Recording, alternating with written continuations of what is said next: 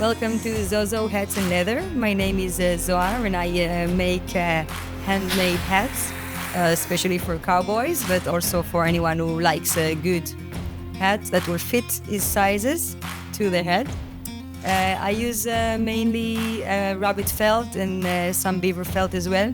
I am doing hats because I always needed a good hat as a cowgirl. I have a herd of cows, 100 head of cows that are out grazing right now in Malkia Mountain Ranch grazing land.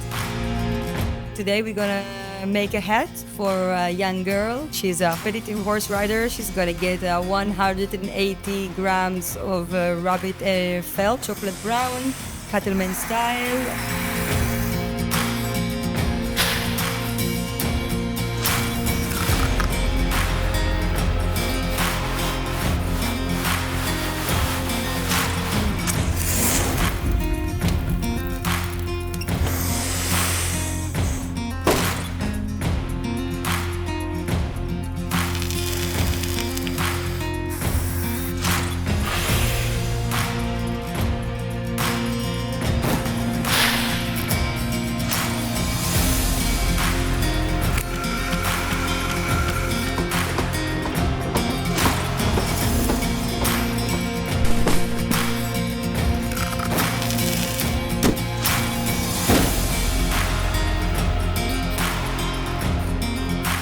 So there we are. We finished our hat, custom-made hat. Beautiful girl gonna have it. I think she's gonna be very happy. This is just what she asked for.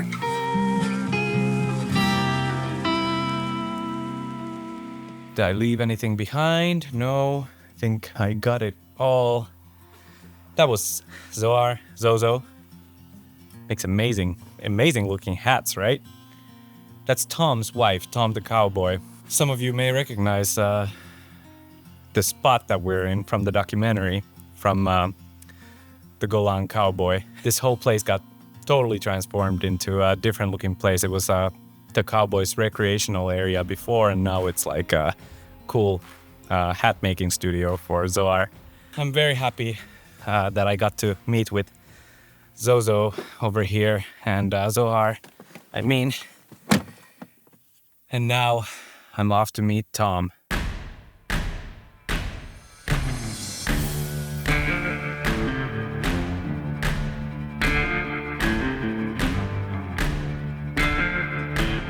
Here we are.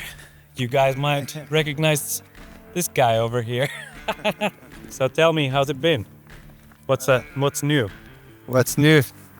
Well, where should I start? I think first thing, we had a ceasefire up in with the Hezbollah. So that's mean that my family were able to come back home to Malkia. So it's been already a little bit more than a year since they came back, and it's feel amazing.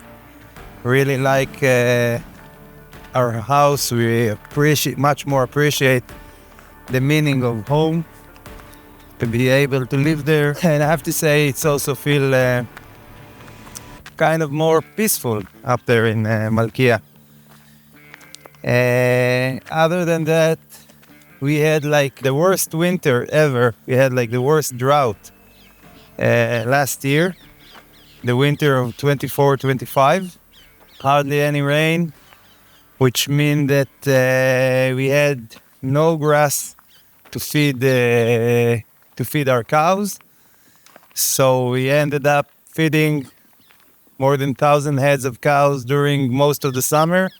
It's been rough on the cows, rough on our bank account, but we managed to survive. Also, the herd that we have up in Malkia, after what we've been through during the war, we start to get things into routine, start to bring some more cows into there, and getting the herd a little bit bigger, and hopefully the next couple of years, will we manage to get back pretty much to what it used to be before the war. Things look good, looking good, and we're very thankful for our situation now, although all the things we've been through and all the challenges that are ahead, and but still I think we're blessed.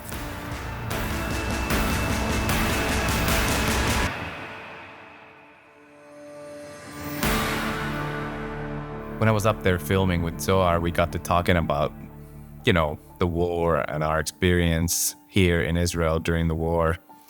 And I kind of spontaneously asked her in the middle of filming while she was making the hat, like what her experience was on camera. And I wasn't really sure where to put it in the story.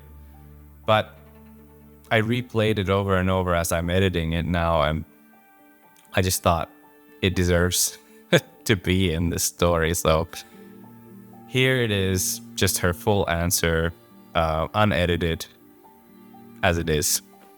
So on the 7th of October, on the night of the 6th of October, I was in a festival. It's called the North Wind Festival. It was like a Viking festival out here in the woods.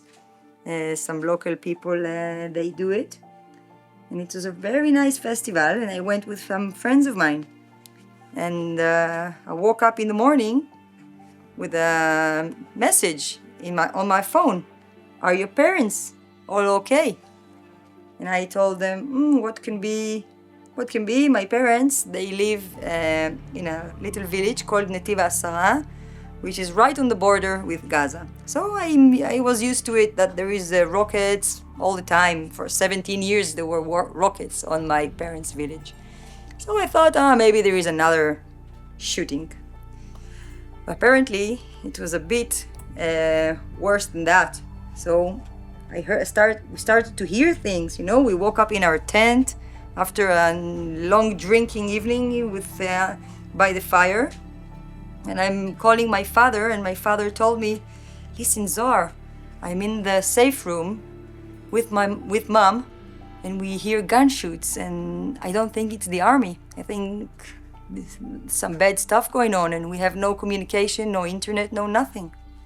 And I'm going like, oh my God. So immediately I packed my stuff, and we went back to Malkia, to this kibbutz where I live, which is in the north part of Israel, very close to the border with Lebanon. Actually, when the camera go outside, you can see Lebanon from here. We are very, very close. Anyway, I came back, and we start hearing more and more bad stuff about what's going on in the south. And I grew up there. I grew up next to Gaza, and only a week after we heard about how many people really have died and murdered these days. And my parents been free from their house only late in this evening. At 9 o'clock in the evening, they stayed in the safe room for many, many hours, while 21 citizens, grandparents, small children, families been murdered in my small village where I grew up. So this was my 7 October, and without even the ability to process what's happening there, we got the message that we need to evacuate from our place because maybe Hezbollah is coming over here and the war starting. So we didn't even thought about it, and suddenly half of the army is coming up, and we need to evacuate our house. But how can we evacuate our life when we have 400 cows? We had here 5 horses at this time. We had 2 dogs, 2 cats, and a lot of land to take care of, especially the cows and the horses. So we had no choice. We went down to the valley to be with Tom's dad, which he lives down in the valley, and Tom. And then started the bad days, the stressful days. And I went with my boys to some spring in the lower part of the Golan Heights, which belonged to a friend of mine. It's a sheep ranch. They grow sheep there, and they had a nice place that I could stay just under the stars. I was sure that it's going to be the end of the world in these days. And we just stayed there by the water, and I tried to relax my boys. And Tom, my husband, the father of my children, he came every day to Malkia, to the ranch, to try to fix all the problems that just occurred. So the army, not his fault, but they cut a lot of fences, and the tanks broke a lot of gates that we have. And some cows even got killed by tanks and rockets. And our cows are used to pasture, yeah? They are outside, they are free cows. And Tom needed to gather them because they were starting to spread all around when there was no more gates and so many loud booms all the time. So he came here all the time, and he did a lot of things so we can gather the cows and bring them back here. So this was October, November, December, January, February, gathering the cows and start to feed the cows here under fire, really under fire. And then in these times, all these months, we haven't even went to school yet. We didn't know exactly what to do, when it's going to finish. Only bad things. Many friends of me got killed in Gaza, and a friend of mine from school, she been kidnapped, and I was very, very involved in my heart, and it was very difficult time for me, but I needed to stay very, very strong because I needed to be with my children. I have 2 boys, and in some point, the weather changed, and it's became to be spring, which is very beautiful, but slowly, everything started to dry up. And the cows apparently didn't eat all the grass this year because they were all blocked here. Tom fed them because there was no more fences. And as I saw it in my mind, yeah, when everything got dry, it was around May, the fires from the rockets just started, and 14,000 dunams out of our 15,000 dunams just burned on fire. So all the mountain was on fire, and I was sitting in the valley, and I had the smoke from my pastures just dropping from the sky. It really seems like the end of the world. And all the time there were rockets and alarms, and I felt it's not a healthy place for me and the kids. So I took me and them without my husband, and I just told them we gotta go away. So I went to Portugal, and I rented a motorhome, and I traveled with my boys for 3 months, thinking that when I come back, the war will finish. But when I came back, the war didn't finish. So, yeah, it took time. It's a very long story, yeah. And then we came back, and slowly, my parents also went back to their home because apparently they were also evacuated. And only on, I think it was beginning of December in Hanukkah, there was a ceasefire. And proudly want to say that we were the first family that came back home to Malkia. We brought back 2 horses. We brought back the cats. We brought back ourselves. And I started my life again. There was a lot of cleaning. There was a lot of fixing. There was a lot of damage. There was a lot of broken stuff. And broken heart. And everything needed to be fixed.